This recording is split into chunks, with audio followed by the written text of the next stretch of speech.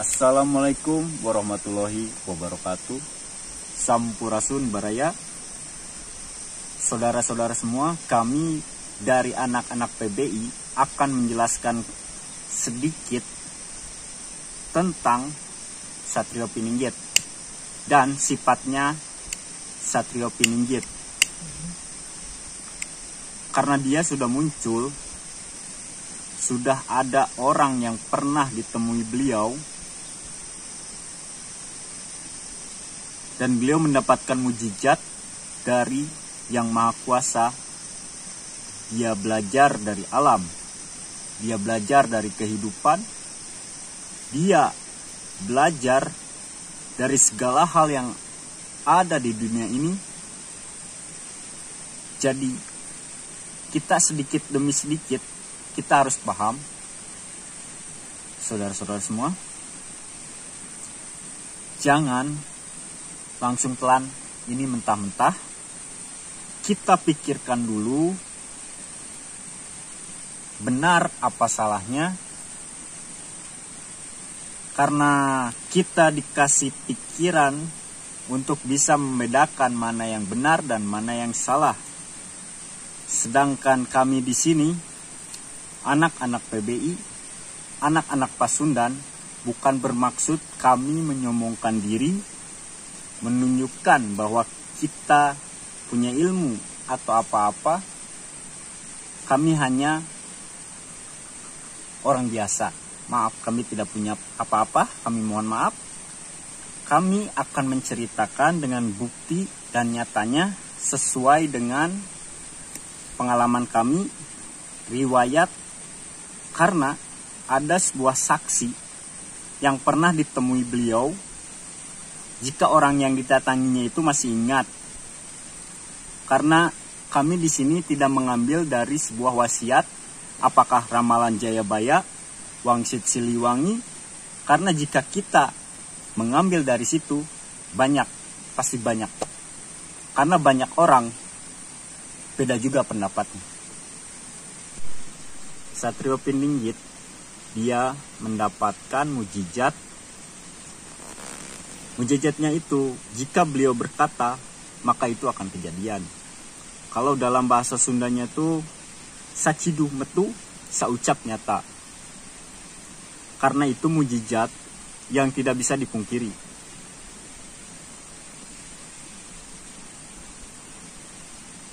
Pernah, satu kejadian, kita akan menceritakan secara tuntas, agar tidak ada salah paham, dan jelas.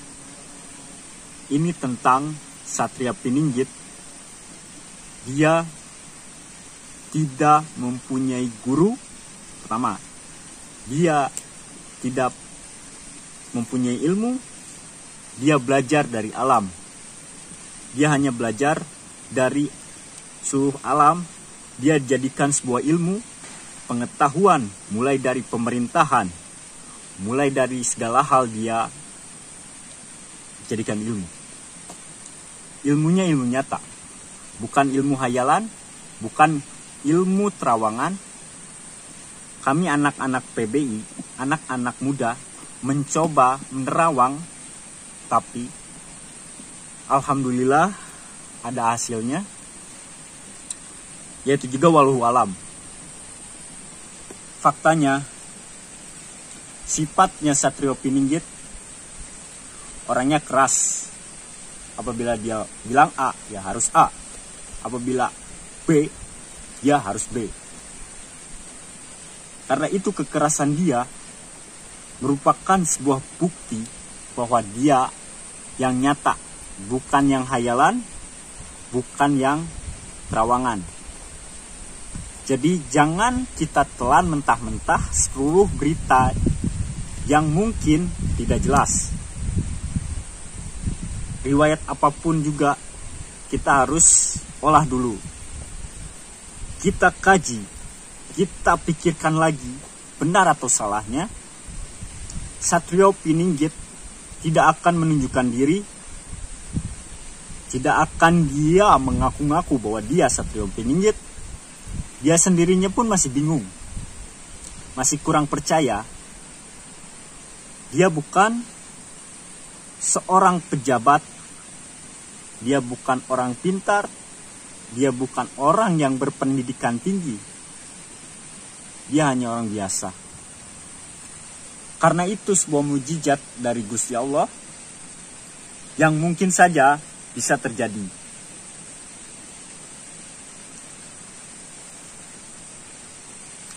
Kita ada sedikit sebuah gambaran terawangan, hasil dari terawangan kami sebelum terjadinya wabah penyakit corona. Beliau sudah menunjukkan diri, cuman orang tidak bakalan tahu ataupun hafal. Akan saya sebutkan suatu hal yang nyata, yang jelas. Salah satunya mungkin kalian atau saudara-saudara kalau mau meyakinkan nyatanya, silahkan datangi orangnya yang pernah ditemui beliau. Akan kami sebutkan sebelum beliau muncul di keramaian. Memang dia sudah muncul di keramaian, cuman sebelum dia menunjukkan di keramaian, dia sudah menunjukkan ke dirinya sendiri.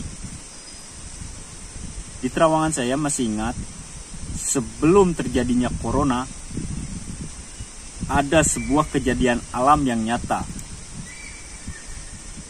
Kejadian alam yang terjadi di Jawa Barat, di tanah Pasundan, yaitu salah satu gunung Merapi erupsi.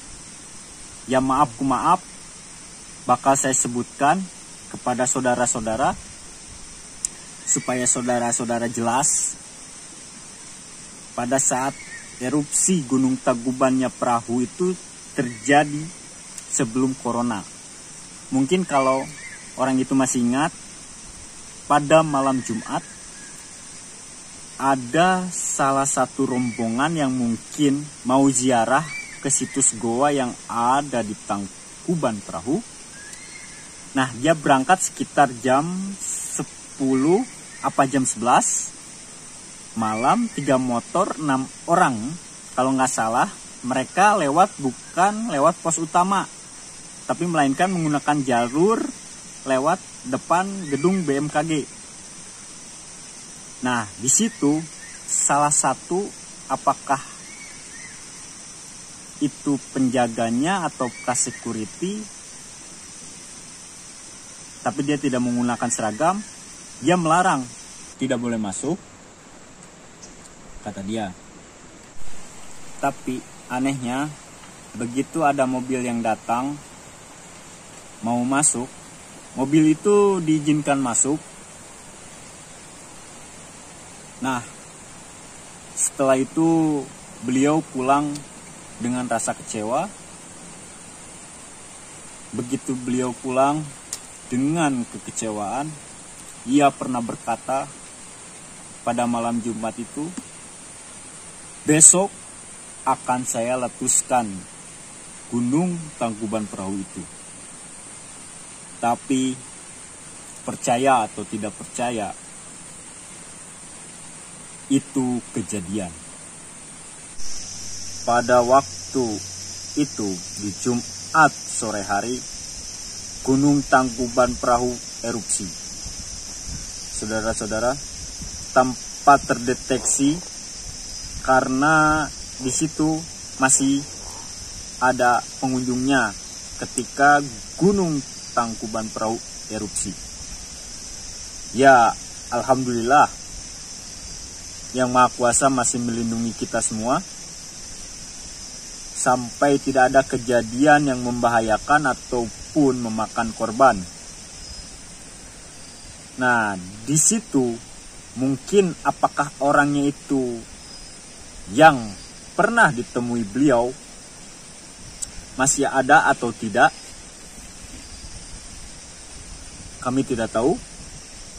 Tapi pastinya orang itu pasti akan sadar dengan apa yang pernah diucapkan beliau Nah, selama kejadian erupsi, Gunung Tangkuban Perahu itu tutup dulu. Ketika Tangkuban Perahu heboh mau dibuka lagi, sudah dibersihin, sudah di segala macam. Pas mau dibuka, malahan erupsi lagi. Saudara-saudara, mungkin ada sebulan atau lebih gitu. Ya, kami masih kurang jelas terawangannya. Tentang waktunya ya masih kurang jelas. Cuman yang jelas, penerawangan dalam penglihatan kami, beliau pernah mendatangi salah satu juru kunci Tangkuban Perahu. Kalau tidak salah itu juga terjadi, beliau mendatanginya ketika sesudah terjadinya pemotongan hewan kurban.